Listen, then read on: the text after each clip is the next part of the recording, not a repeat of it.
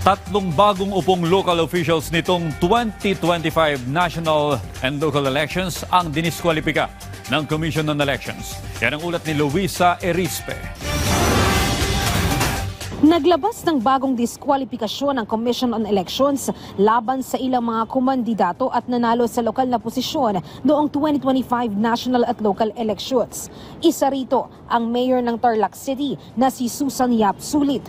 Sa desisyon ng Comelec and Bank, lumalabas na walang sapat na ebidensya na naipakita si Yap na siya ay domicile o orihinal na residente ng Barangay Tibag, Tarlac City. Sa unang resolusyon ng Comelec 2nd Division, na-dismiss ang unang petisyon pero binaligtad ng Anbank ang desisyon at pinabura na madiskwalipika si Yap.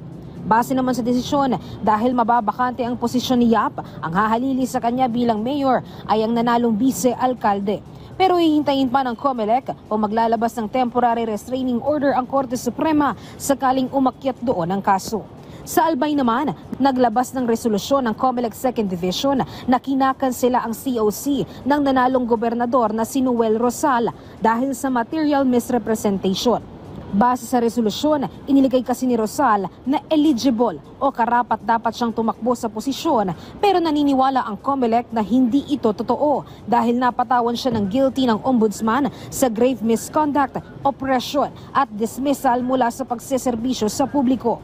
Ayon sa Comelec, bagamat may temporary restraining order si Rosal mula sa Korte Suprema na hindi pwedeng agad kanselahin ang kanyang COC dahil sa kaso niya sa ombudsman, lumalabas pa rin na may karapatan ng Comelec na idiskwalipika siya dahil sa material misrepresentation.